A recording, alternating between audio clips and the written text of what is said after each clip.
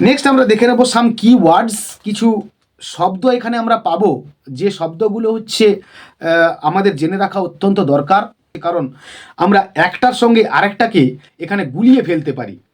কোনটাকে আমরা বলবো যে সলিসিটার, কাকে সলিসিটার বলে, আবার লয়ার কাকে বলে, কিংবা ব্যারিস্টার কাকে বলে, জাজ কাকে বলে, আবার অ্যাটর্নি কাকে বলে। আমরা এগুলোর একটা একটা করে ফুটনোট আমরা ছোট ছোট করে দেখে নেব। একটুখানি দেখো, সলিসিটার মানে ইনি একজন আইনজীবী। আর lawyer who job is to give legal advice, ইনি হবেন একজন আইনজীবী যার কাজ হবে একটা বৈধ উপদেশ দেওয়া, প্রিপেয়ার লিগ্যাল ডকুমেন্টস এবং বৈধ বা দরকারি কিছু ডকুমেন্টস তৈরি করে দেওয়া, and arrange the buying and selling of land etcetera. আর যিনি কিনা জমি বাড়ি কেনা বেচার কাজ করেন এবং তার কাগজপত্র বৈধ উপায়ে তৈরি করে দেন এবং কোর্টে সেটাকে তিনি সাক্ষী করিয়ে নেন, সেটাকেই বলা হচ্ছে সলিসিটার। অর্থাৎ তার কাজ হচ্ছে এটা এবং তার নাম হচ্ছে সলিসিটার। নেক্সট আমরা পাবো লয়ার, উনি একজন আইনজ্ঞ। A person who has a certificate in law, একজন ব্যক্তি যার আইনের একটা শংসাপত্র রয়েছে। And gives legal advice or help, এবং যিনি কিনা আইনি সাহায্য কিংবা সহায়তা করেন কিংবা উপদেশ দেন। নেক্সট আমরা চলে আসব অ্যাডভোকেট, যাকে আমরা উকিল কিংবা অধিবক্তা বলে চিনি বা জানি। আর লয়ার একজন আইনজ্ঞ হু ডিফেন্স, যিনি কিনা ঠেকান বা তিনি কিনা রক্ষা করেন সামবডি, কোনো ব্যক্তিকে, in a court of law, একটা কোর্টের মধ্যে আইনের সুবিধা নিয়ে কিংবা আইন মোতাবেক। অর্থাৎ আইন মোতাবেক একজন ব্যক্তিকে কি করে সহায়তা দেওয়া যায়, কিভাবে তাকে আইনের ফাঁক দিয়ে বের করে আনা যায়, তার একটা সহায়তা করেন কে, advocate. Or a person who supports or speaks in favour of somebody, একজন ব্যক্তি যিনি কিনা কারোর সাপোর্টে কিংবা কারোর সমর্থনে তিনি কিছু কথা বলেন, or of a public plan or action, এবং তার উপরে কোনো অ্যাকশন কিংবা প্ল্যান পরিকল্পনা নেওয়ার আগে তাকে বাঁচানোর চেষ্টা করেন। নেক্সট আমরা চলে আসবো ব্যারিস্টার, মানে ব্যারিস্টার উনি একজন বা আইনজীবী। Is a specialist lawyer focused on court room advocacy, একজন স্পেশালিস্ট লয়ার, একজন মানে বিশেষত বা বিশেষ একজন আইনজ্ঞ যিনি কিনা কোর্ট রুমের মধ্যে ওকালতিতে সাহায্য করেন। প্রোভাইডিং এক্সপার্ট লিগ্যাল অপিনিয়ন্স, এবং তিনি বিশেষজ্ঞের মতো একটা আইনি মতামত দেওয়ার চেষ্টা করেন।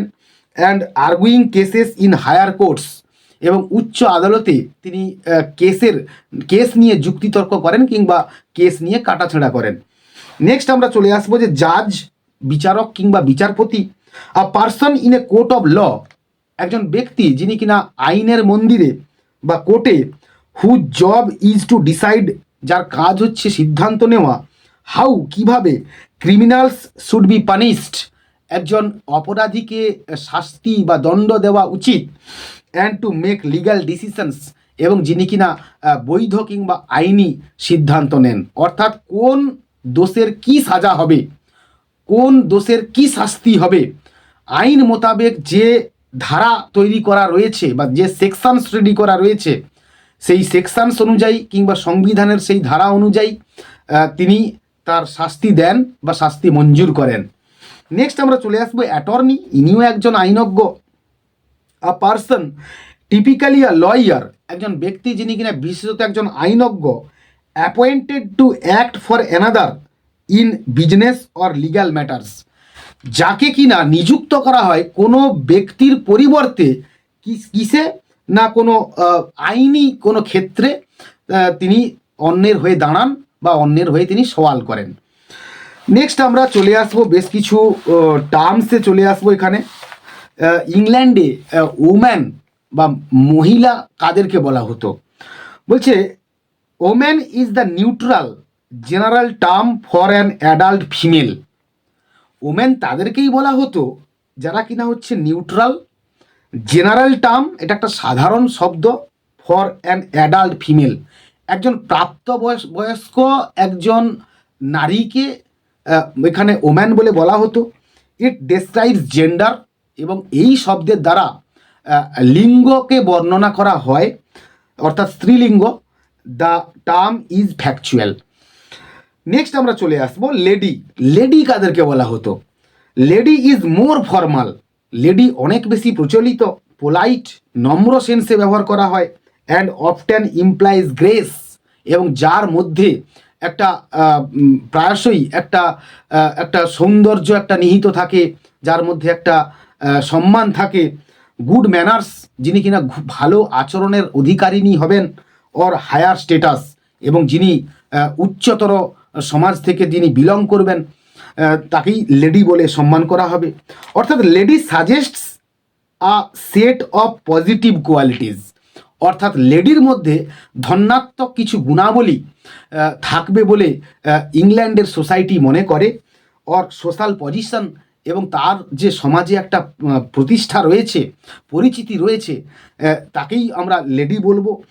This term is the symbol of respect and refinement, এবং এই শব্দটার মধ্য দিয়ে একজন নারীকে সম্মানের শিখরে বসানো হবে, কিংবা সে যে সুপ্রতিষ্ঠিত সেটা বোঝানো হবে।